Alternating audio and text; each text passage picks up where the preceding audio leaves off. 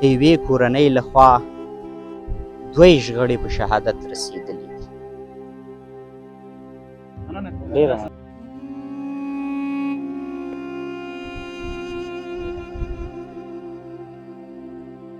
چې دوی بیګانه دغه ځینې حرکت کړی د کابل ته تلل په لاره ول نو سرخکانو کې ټکر یو ترافیکي پیښه وه، حادثه وه، یو فاجعه وه.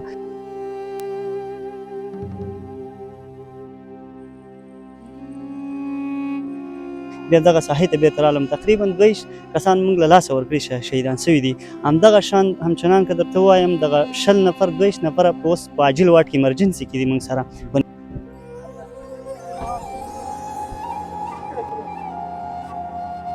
زما ورېرونه او یو مې ورور نو ورندارګانې او دغه ټول پکې شهیدان شوي دي.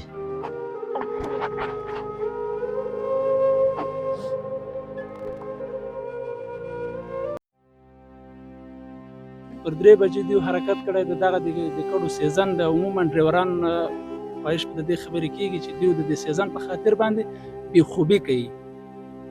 هغوی چې هیله یې درلوده چې کابل ته به ځي او سږکال د اوړي دغه ګرمي به نو په کابل کې رالنډوي. د اختر ورځ ولسونه په خوښۍ راټول، خو له بلې خوا د کونړ ولایت په خاص کونړ ولسوالۍ کې په یوه لویه هدیره کې یا په یوه لویه ځمکه کې یوه نوې هدیره جوړیږي. ډېره سخته به وي چې د اظهار په خوله نن دا خبره په خپرونه کې راځي چې د یوې کورنۍ لخوا 2 غړي په شهادت رسېدلي دي. هغه هم د اختر په داسو شپې ورځو کې چې ولسونه د خوښۍ په جامو کې دي. نن د اختر 4مه ده. د خاص کونړ یوه کورنۍ چې غوښتل یې خپله کډه کابل ته انتقال کړي، په لاره کې د ترافیکي پیښې سره مخ کیږي او د ښځو او ماشومانو په ګډون 2 غړي د کورنۍ د لاسه ورکوي او اوس یې تاسې ګورئ چې د تورو خاورو لاندې کوي. همدغه سیمې ته رارسېدلی یم او غواړم په دغې درته یو بشپړه خپرونه جوړه کړم او ټول جزئیات یې در سره شریک کړم چې دغه پیښه څنګه او ولې رامنځته شوې، او د دې ترڅنګ دغه خپرونه کې به یو مثبت پیغام ډریورانو او موټروانانو ورونو ته هم ورکوو. دغه کورنۍ چې ډیری غړي به بې سرنوشته پاتې شوي وي، د افغانیت او مسلمانۍ په توګه به د دغه خلکو ملاتړ کوو. د خپرونې تر پایه را سره مل پاتې شئ.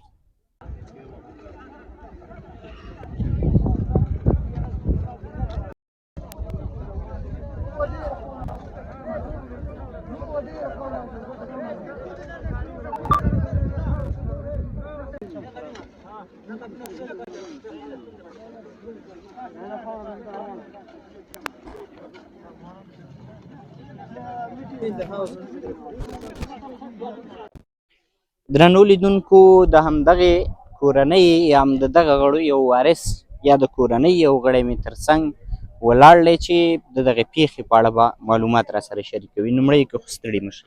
خیر اوسې، مننه، تشکر، زنده باشئ.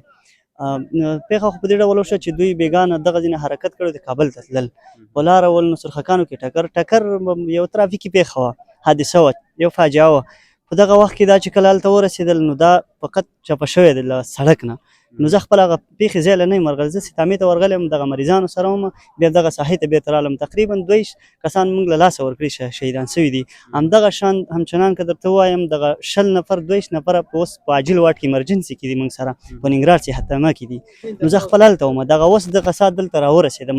نو پیښه په دغه ډول ده. زما ولس نه پیغام دغه دی چې هر څوک موټر چلوي، هر څوک یو ځي ته په چکر ځي یا بل داسې دغه کوي، نو باید احتیاط نه کار واخلي. احتیاط دا خو یو ترافیکي پیښه ده، نور هم دې کې ډېر حادثات راتلی شي. باید هر څوک یو فکر وکړي، یو خپل احتیاط سره هغه مخته یوسي، د نورو خلکو ژوند هم وژغوري او د خپل ژوند هم وژغوري، خپل ژوند هم وژغوري. نو دا به ډېره ښه شي. او بل مې ولسونه او د حکومت نه دا غوښتنه د اسلامي امارت نه چې دغه د خلکو د مظلومو خلکو دا کم خلک چې دغه پیښه ورته رامنځته شوه دوی لاسنیوی وکړي، دوی سره همکاري وشي، دوی سره لازمي کومې مرستې دي هغه وشي. تاسې ګورئ دا ولسونه ټول راوتي په دغه برخه کې موږ سره مرسته کوي، دلته راغلي دي. نو د حکومت نه د ولس نه زموږ هم غوښتنه د چارواکو نه چې موږ سره مرسته وکړي. ستاسې د کورنۍ نه پکې څوک دي په دغه؟ خصوصا زمونږ کورنۍ تقریبا دا ټول زمونږ خپل خلک وو داسې وایي چې ټول مې ترونو زامن پکې دي ټول د ترونو زامن ورته ووایم څو نارینه څو ښځینه او څو ماشومان تقریبا ماشومان چې که درته ووایم 10 پورې ماشومان دي همدغه شان 15 پکې زنانه دي او 3 پکې نارینه دي لویان او همدغه شانتي ایمرجنسي کې هم ډېر عاجل دغه کورنۍ غوښتل کډه کابل ته انتقال کړي. بالکل دوی دلته نه تلل کابل ته دا خلک چې دي یو ډول موسمي غوندې دي ځي کابل ته هر وخت یې زمونږ دا خلک اوړي کې ځي کابل ته ژمي کې بیا دلته راځي نو په دغه حادثه کې دوی تلل او هلته هم چې ځي په دې خاطر ځي چې دلته غریبي نشته کونړ داسې یو منطقه ده چې موږ او تاسو ته معلومه ده د مرکز نه لرې سیمه پرته سیمه ده دوی هلته ورځي هلته خپله غریبي دیاړي مزدوري کوي نو یو څه شی لاسته راځي خپل هغه ژوند لپاره نو بیا ژمي کې په هغه اساس باندې ژوند کوي بالکل او بیا دلته راځي.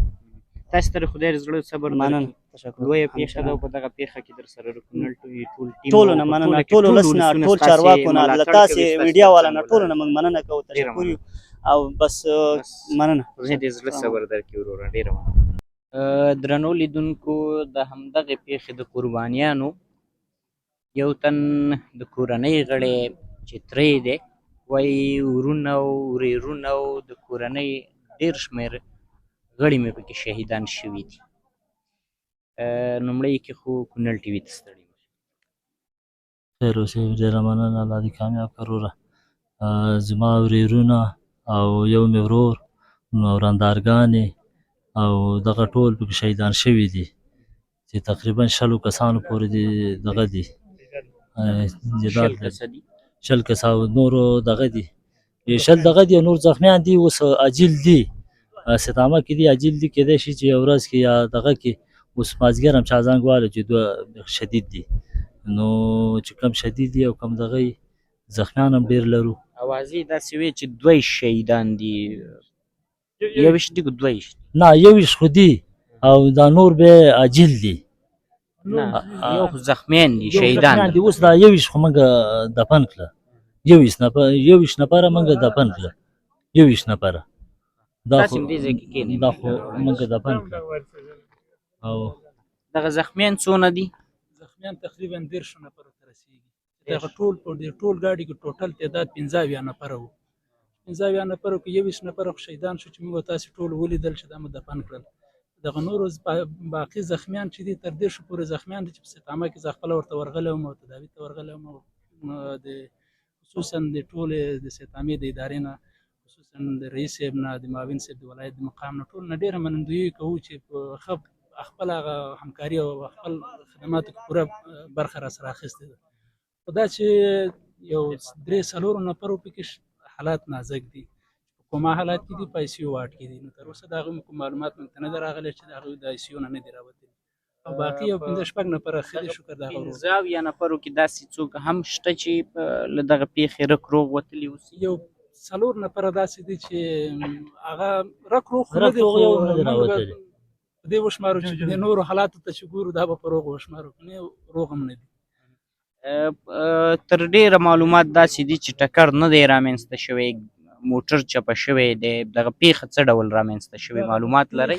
ډول خو عموم کې داسې ده چې موږ دغه ټول اکثره کسان تعداد د باډۍ کې وو یو نفر چې دغه د ډریور سره موټروان سره په داخل د سیټ کې ناست و نو پر 3 بجې دی حرکت کړی دغه د کډو سیزن د عموما ډریوران خواهش په دې خبرې کېږي چې دوی د سیزن په خاطر باندې بېخوبي کوي نو حالات داسې معلومیږي د ټکر د وضعیت نه داسې معلومیږي چې د خپل لاس یې پریښی دی بل لاس ته راوښتی دی په دې باندې چپه شوی دی بیا 2 ملاقه نور هم اړولي دي نو د خپل لاس نه بل لاس ته چې بل موټر هم نه وي او کوم اورټیک هم نه وي نو معلومیږي داسې چې دا بېخوبه شوی دی نو د بېخوبۍ په حالات کې طبعا چې یو شټرنګ خپلې تبې ته پرېښودل شي نو موټر چې په هرې خوا باندې لاړ د یو انتیکه بېغورۍ له امله دومره لویه فاجعه رامنځته بالکل همدغسې ده چې دغه د خپل د سیزن د وهلو په خاطر باندې دغه ډریوران چې خوب او ناخوب ته نه ګوري خو خالي چې د سیزن ووایي او دا کډې پاس کړي د خپلو 2 روپو په خاطر باندې هغه خپل ځان دومره ضلالت ته واچوي چې بېخوبي شي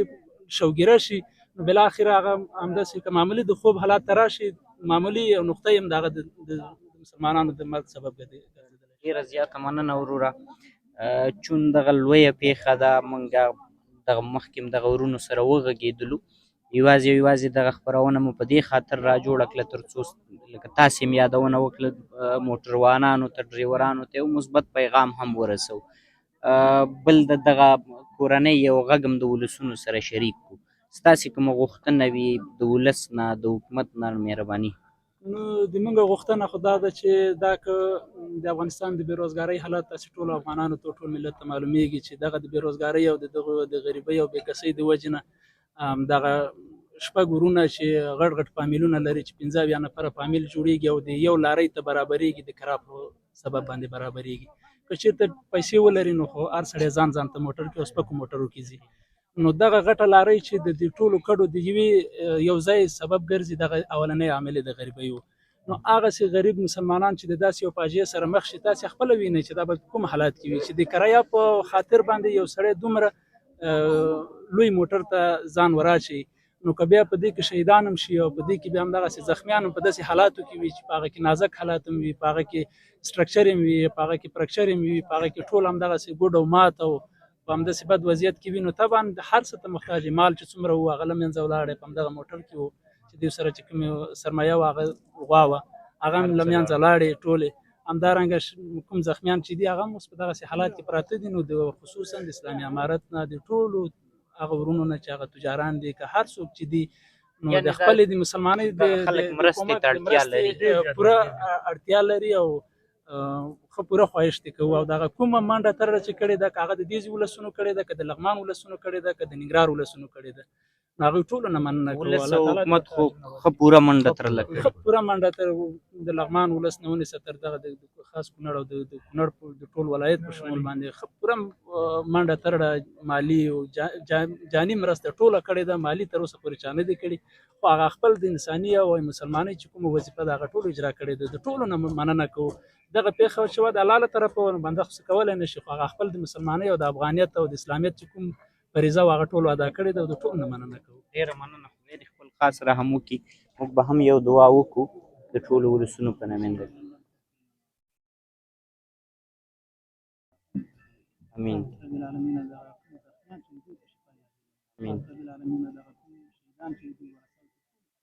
امین. ټول افغانان دې دغه صفت وکړي.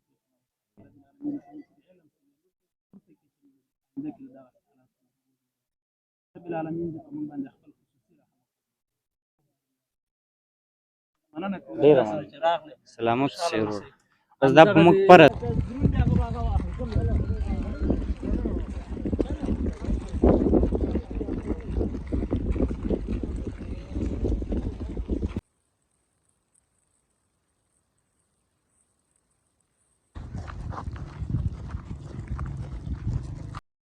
هغوی چې هیله یې درلوده چې کابل ته به ځي او سږکال د اوړي دغه ګرمي به نو په کابل کې را لنډوي، څه خبر چې بیرته به خپلې ټاټوبي ته راګرځي او خپل دایمي کور ته به ورګرځي او د کورنۍ په 2 غړو به یې تورې خاورې اوري. داسې الفاظ نه پیدا کېږي چې په دغه شان وخت کې سړی وړاندې کړي. فکر یې وکړئ د سترګو تر وړاندې مو ښځې، ماشومان، ځوانان یا 2 نفرو باندې خاورې اوري او یوه نوې هدیره جوړیږي. دغه خپرونه په همدې ځای پای ته رسوو.